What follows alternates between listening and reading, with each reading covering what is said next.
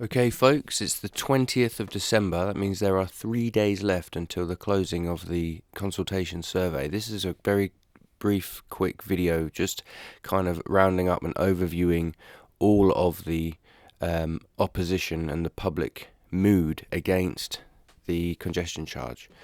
So, in my original video, which was taken at the meeting at Milton Road, I asked the panel, is this going to happen whether people like it or not? I mentioned to them that I'd been doing a kind of an unofficial survey and I hadn't met anybody who was in favour of the scheme. So this is what I meant by that. I work in a shop in town and we're part of a thing called the Rose Quarter Association. So here is the Rose Quarter on the map, which you can see. Basically, we're kind of a little group of businesses who have banded together to promote ourselves and do nice things like flower displays and guided walks and that sort of thing to promote our area of town. I went and visited them at their monthly board meeting, and the mood in that meeting was very much unanimously opposed, or basically deep misgivings about the whole concept. I spoke to a woman there who was the bursar of Gonville and Caius College, and she said that her and all the other bursars of all the other colleges were all opposed. I spoke briefly to the chairperson of the Market Traders Association. So all of the market traders are 100% opposed, as you could probably imagine, seeing as all of them use vans to get their stock in and out daily.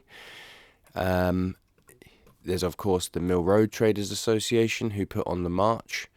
Obviously, we're all part of the residents' Facebook group.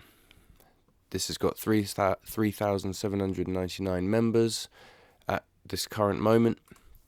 There's also the other group, which I'm pretty sure all of us are in both groups, but still 3,782, all against.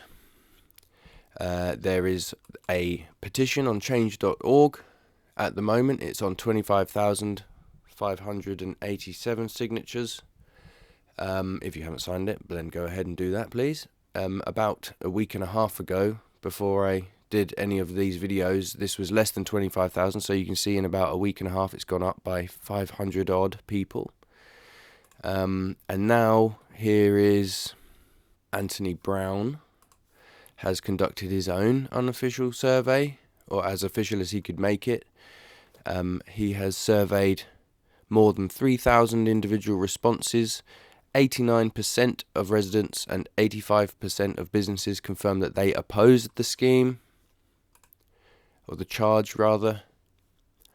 91% of residents do not trust that the GCP is acting in their interest. This is me gaining a new respect and appreciation for Anthony Brown, because I always thought he was a little bit of a lightweight, but actually here he has stated very, very eloquently and eruditely the case against this charge, and he states, and I think that all of us are agreeing on this main point, that we do want to support the improvements to a bus network and to create greener travel and sustainable travel in general, but we just can't accept, and we do not want it to happen in this divisive and punitive way. This is, in effect, a blanket tax on movement, which is going to harm many, many, many people and overall degrade Cambridge, like unimaginably so. And it's a fairly irreversible decision, so I so hope that they drop this idea and come up with a better way. There are lots of other ways to fund this. Cambridge is a very, very intellectually, technologically advanced town. We have lots of ways to solve lots and lots of problems, so I just think this is a terrible idea. It needs to be dropped, and I'm not the only one who thinks that. And here is, in the Cambridge News, the article about Anna Bailey, councillor for the East Cambridgeshire District Council, that is like around Ely End. They're 100% opposed, and she makes lots of very good points in this here. And I will pass you over to her as she speaks at the meeting, which was held on Wednesday in the East District County. We also recognise that not everyone can use public and active travel. Many people need to make regular complex journeys. Cambridgeshire is a rare net contributor to the Treasury. Greater Cambridge is a world-leading centre for high-tech and innovation, and what's on offer from the GCP feels like an out-of-date 20th century solution for our 21st century county town, and it is just not good enough. And here she is again, fielding a question to Peter Blake, who was at the meeting of the Milton Road Library. What will happen if the majority of people, or a huge outcry of people, say, no, we don't agree with that method of funding these proposals?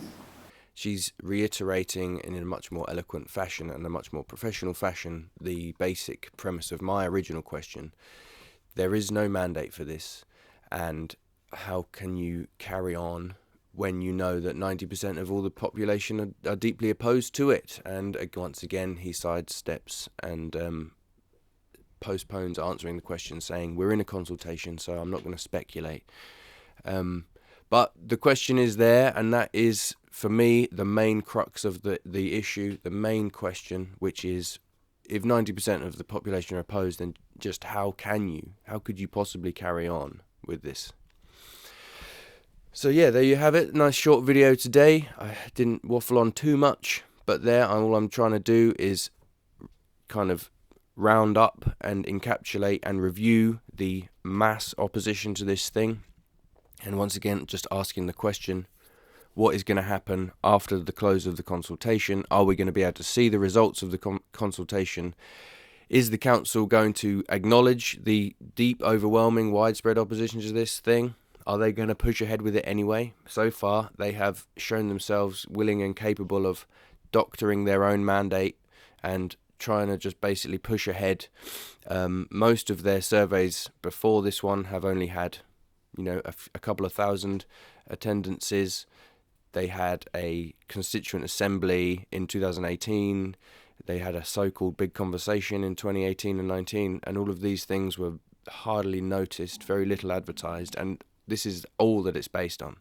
So now that the public has actually been properly highlighted and made aware of what's going on, the opposition is so overwhelmingly against. How can the GCP realistically do this? So we wait and see. Once again, folks, there's 3 days left until the end of the consultation. Keep pushing the message, keep driving forward, and yes, until next time, signing off. Thank you very much. Goodbye.